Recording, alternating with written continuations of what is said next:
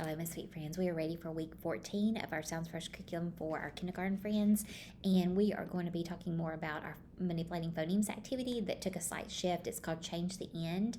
The skill is to substitute the rhyme in a one-syllable word. For instance, sun to sat. An important note within this lesson is that lessons in the experiencing stage support students' ability to substitute the rhyme. They isolate the onset using the familiar hand motion, pulling fists down under the chin. This is followed by the familiar curve motion outward when speaking the rhyme. The rhyme is stretched and spoken with a little more emphasis. This, along with the curve motion, lets the students know exactly which part of the word they will be manipulating. The directions read tells the students to imagine a word coming out of their mouth.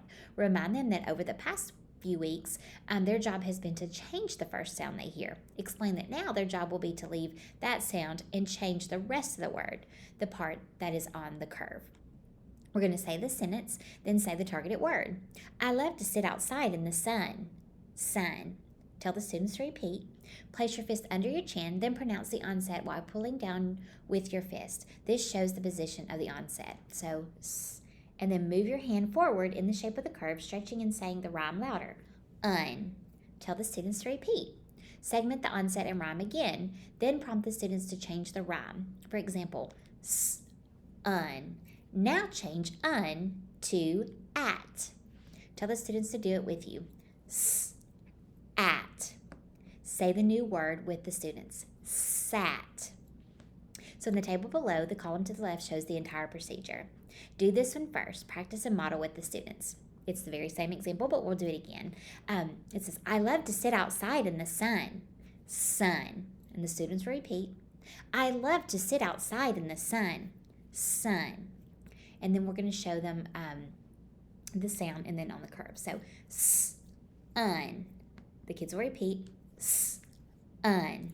Then the teacher will say, s, un. Now change un to at.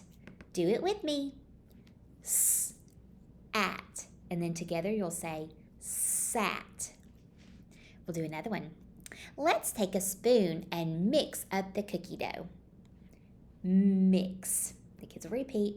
Let's take a spoon and mix up the cookie dough. Mix.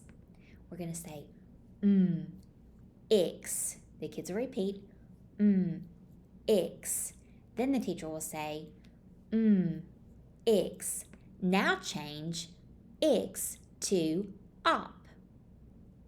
Do it with me. Op. The kids will repeat, op. And then we'll say it together, mop.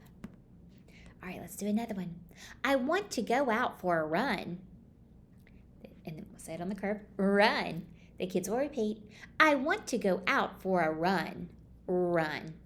Then we'll say, un. The kids will repeat, un.